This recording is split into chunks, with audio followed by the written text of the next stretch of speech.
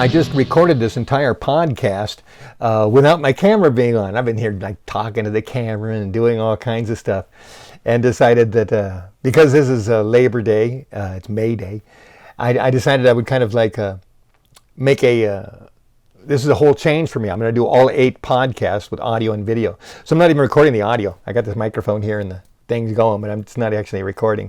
I'm just recording on here. So I decided I'm going to real quickly do the whole podcast again, since I'm dressed up, I'm looking at the camera, and I want to know that everything's working. So today's theme is humans being salmon. And I went on and on about labor and the unions and smart people versus dumb people, and my being in the part, forced into the slave class my entire life, and prejudice and stuff against me. And so I'm going to make a short little podcast. How long was that last one? I can't even tell. It's in bars. It's bars and beats. That's why I can't tell how long it was. I have to change that counter to something else. But anyway, let's see, where was I? I was reading a poem. I think it was on page 40. Where is it? It was called Again. So anyway, the whole theme of today was salmon. People being human slaves, basically, being reproduced, not, being so dumb that they support the Republican people who actually don't give a damn about them and lie to them and cheat them and just get them all riled up so that they'll think that they're caring for them and protecting them when they're not. They're actually hurting them and limiting them and starving them and depriving them and preventing them from having better lives and better education, but they're too dumb to understand that. So unfortunately, that's 40 to 60% of our entire population is too dumb to see the truth, and they never will. You can force them to be smarter, but once you leave them on their own to be free, they're just going to be dumb. And I've had to really come to accept that. So that's why we have so many world problems, is unfortunately we got some really evil people manipulating all the dumb people. And that's why you got 10%, these evil people controlling 40% of the dumb people. So that makes 50%. And then you got the people who are C+, B-, B students, A-, and A students making up another 40%. And they've got, maybe 10% of the smart people and artistic people looking after them. So we got the 50% of these Democrats, which are basically artistic, compassionate, altruistic people, combating the evil, sadistic people who are controlling all the dumb people. And that's what we have. That's our world. That's America today. So anyway, let me read you this poem here, and so I can make the video podcast. And this poem is called Again. And I was all worried I bumped the microphone, but it doesn't matter. It's not recording. So anyway, this is a poem called Again. And it was written for when I was the philosopher poet, when the last couple years I was homeless, I became the philosopher poet from about, 2016 to 2019, about 3 years there. I was performing poetry all over the place. And one of the places I was performing was a coffee shop in Burbank called Priscilla's, I think. And James Levin was the host of this thing. I guess a kind of a predominant poet, but somebody who was able to at least establish a certain kind of niche and power zone by able to throw these monthly or bi-monthly poetry events. And there was a couple of people doing that, or actually about a dozen people doing that. And that's kind of cool. There's one way to rise up and have a little bit of fame and at least be respected by the poets. And then they were all kind of appreciative of you because you're providing them an opportunity to perform. And so anyway, James Levin was a really nice guy. And I stopped performing poetry just a few months before the pandemic. So even if I wouldn't have quit, I would have had to quit anyway. But I quit because I moved up here in October, and then of 2019, and then 2020 March is when the pandemic hit.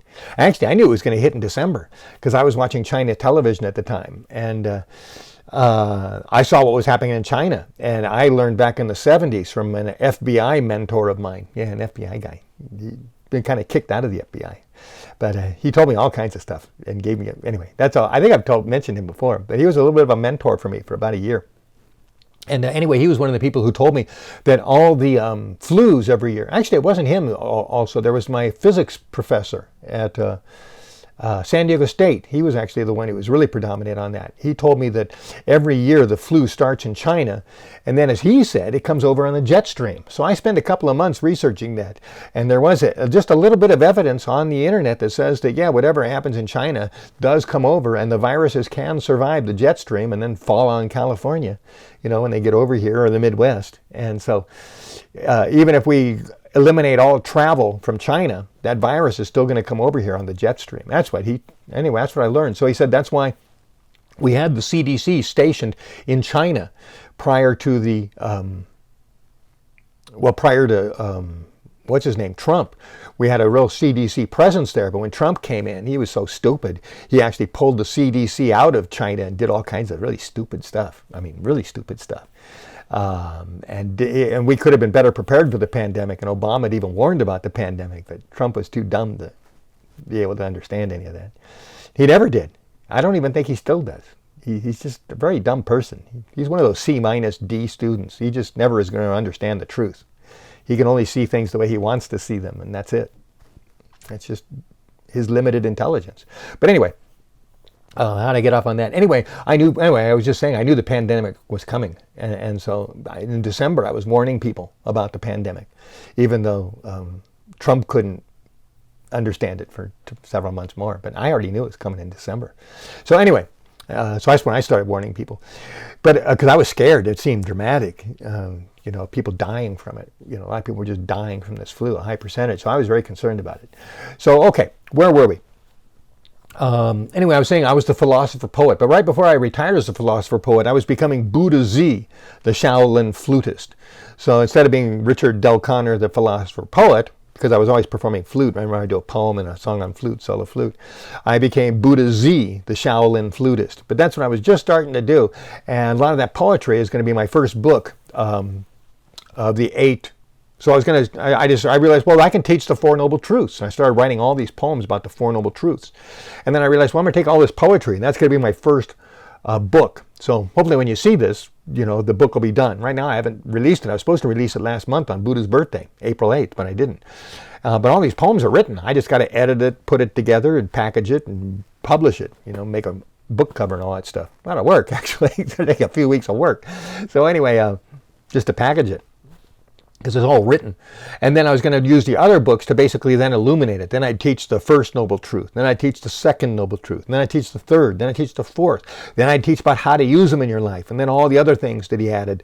The 8 ways of thinking, or eightfold path. I like to think of it as 8 ways of thinking, which make it a better way so you can use the Four Noble Truths better. And then finally, the wrap-up book is how can you live a better life with the Four Noble Truths. So by the end of the 8th book, I'd like to think that the Four Noble Truths have been thoroughly presented, because I don't know one single American, not one, I've never met one single American who knows what the Four Noble Truths are. I could use it, not one. And most Buddhists don't even know. I mean, find a Buddhist and ask them to teach you what the Four Noble Truths are. And maybe they can recite them, and then ask them what they mean. And then how do you use them? And maybe we can both be surprised and impressed by them. But what are they doing about it? I mean, are they really helping anybody with them? Are they really helping themselves? So knowing it's one thing, but using it's a whole different thing. That's why I wrote that book, The Tao of Taoism. Was, okay, that Taoism's got all kinds of obviously very, very wise, philosophical, knowledgeable information. But how do you use it? Whose life is better off because it exists? So that's what the Tao of Taoism book is. It's taking it apart and then asking you all kinds of questions on how you can put that into your life, your particular life. Okay, so anyway, today is about being salmon. I was talking about the slave mind and the slave culture. Maybe I should re-record this again, but no, I'm not. I'll just make this quick for this one so I don't have duplicates. But yeah, this one and the audio podcast are completely different. I just bumped the camera with my foot. Okay, so here we go. Let me read the poem. Let's just get on with this real quickly. This was written for James Levin's Priscilla Poetry event in May 2019. And he had made a request to all the poets. He sent out an email saying, hey, I want you to write a poem about a childhood memory. So here it is. I got 4 pages. The name of the poem's Again. I took a shortcut off the sidewalk on to the grass, which became bare earth with gravel, then some ground granites.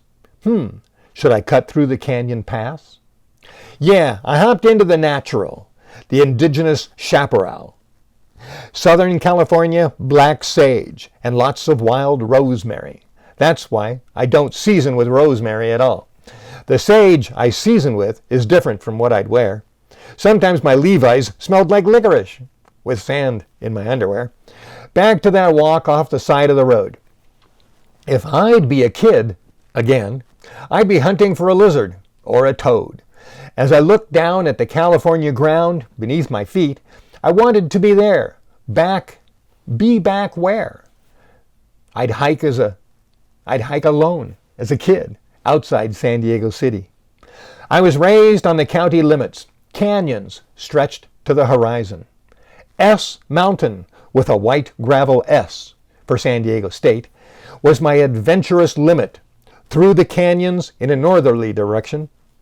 This was my chaparral, with all the creatures in it. I almost befriended the coyotes. They'd follow me on the other side of the creek. I collected salamanders, snakes, lizards, and toads. I was Indiana Jones after school, 5 days a week. Pages 3 and 4 now. I hung out after they closed at the San Diego Zoo. Some of my reptile freeloaders outgrew my menagerie. When my iguanas ate mom's chrysanthemums, they were through. My 7-foot green iguana was traded by the zoo for a Hamburg chimpanzee. He kept beating up the other iguanas behind the outdoor moat, they later told me. Yes, I was back there, right then. I was in identical surroundings, again. The coyotes reappeared in my mind. The smells invigorated those weaker memories left behind. It was wonderful, a cheap thrill, a kind of bliss. But like any memory, it's not as good as the actual kiss. So I wondered how hard it'd be to have a backyard naturally. Recreate the canyon with rosemary and sage. Do I just claim a chunk of canyon? If I import dirt and recreate it, is it an environment or a stage? Maybe I'll buy rural. I'll buy a farm with canyons on the land. It'll be my canyon backyard. I'll be walking back there again. I'll capture some lizards again. I might even hunt rabbits with my bow and arrows again. I'll walk the paths. Oh man, no ticks. I hope again. Enjoying the canyon enjoying the canyon interactions and the quail sailing again. Being alive, climbing rocks, build campfires again. Sleep in my sleeping bag under the sagebrush again. But does that mean I'll probably get bitten by a rattlesnake again? That's my poem again by, well, me, Buddha Z today. Also known as Richard O'Connor. Buddha Z, the Shaolin flutist. All right, so real quickly, I was supposed to explain so anyway, about that poem, Memories, good and bad. And I went to a big thing on the audio podcast. You might want to check it out. And I elaborated for about 15 minutes about memories and things like that. Good and bad, and how do you tune them out? What do you think about? What should you remember? And so anyway, the Four Noble Truths. Let me just review them real quick. Life sucks. Sucking ends. You can have an influence on the sucking ending. And 4, you can live a life of less suckage. Okay, that's my Buddha Z interpretation. What does that mean? Okay, so we'll take that rattlesnake. Okay, so life sucks. When I was a little kid, I stepped out my back door and there was coiled up. I didn't see him on the mat there. There was a rattlesnake. I stepped on him. Boom, he bit me. And it was a big one, huge rattlesnake. But my mom used to buy my pants too big so I could not outgrow them so quickly. So I had the cuffs rolled up. So that rattlesnake grabbed my cuff and he was there chewing on my cuff. If I would have been, weren't for that cuff, I definitely probably have been dead because he was really intent on just, not just a little bite. He bit it and he was chewing when I looked down. So anyway, so life sucks. It just can happen. And number 2, sucking ends. Well, maybe I would have lived, maybe I would have died. But would have ended. Number 3, you can have an effect on the suffering. So maybe we could have, bled it really quick before I got to the hospital. Maybe we could have got to the hospital. Or maybe I would have lost my leg, but, I would have still lived, and then the pain would have been over. And number 4, you can live a life of less suckage. Well, it was shortly after that my parents got a fence so that the rattlesnakes couldn't get into our backyard. So we were able to live a life with less possibility of the rattlesnakes ever getting into our backyard. And so that was the way we were able to, number 4, live a life with less suckage, less rattlesnakes. So once again, you can kind of like figure out how to, that's the 4 Noble Truths. So that's what you do in your life. You just use the 4 Noble Truths to understand reality. Okay, so where were we? The ad for the book, I haven't finished it yet. It was supposed to be the first of the 8 books. By the time I'm done with my 8th book, you read all 8 books of my 4 Noble Truths, you will definitely understand the 4 Noble Truths and be able to have a better life accordingly. Be smarter. And in terms of my album, Buddha Z is supposed to have a record album. I remember I recorded it 6 years ago, 2005? 6 years ago. I've been waiting to finish this record. I got to put drums, bass, and that's about it. It's done, unless I want to get all fancy and put a bunch of other stuff on it. But it's just a rap album. And it was Buddha Z. It's my anti-rap album. That's what it's called. It's Buddha Z's anti-rap rap. So I'm doing my version of rap, which isn't very rapage, but it's me kind of being a rapper, and I'm bad talking other rappers. So it's an anti-rap rap album. What's the name of it? So anyway, I don't know what's. And then so I made these 4 hostile songs, and I tried to get somebody else to record them. I was hanging out with I was homeless, so I was around a lot of black people doing rap music, but I couldn't get any of them to record my rap music. And then finally, I wrote this one rap song called "The 4 Noble Truths." And I thought, oh, okay, well, I'll call the album "The 4 Noble Truths," and maybe that'll be better marketing. I'll be Buddha Z, the Buddhist rapper. So that's when I became Buddha Z, the Buddhist rapper, instead of just a anti-rapper. So, okay. But yeah, that album, Buddha Z, 4 Noble Truths album, that's hopefully going to get out someday.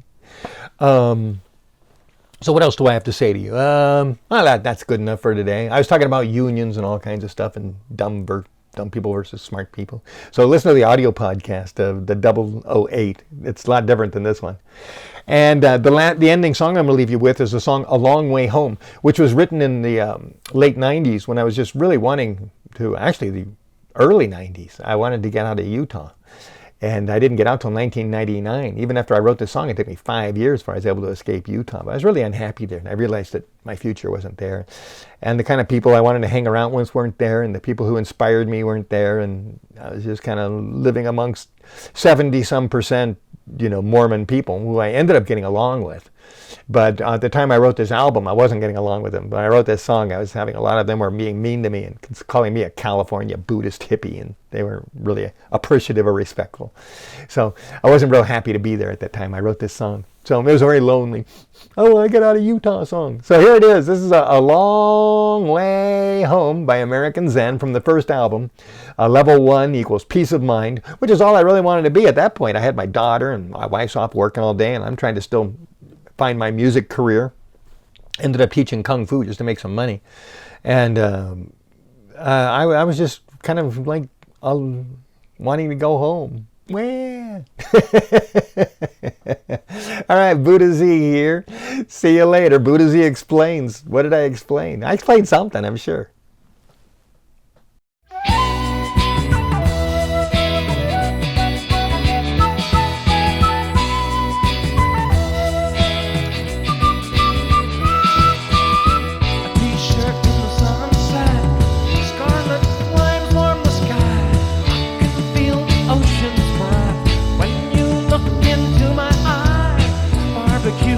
On the porch, soft cool touch of the night, evening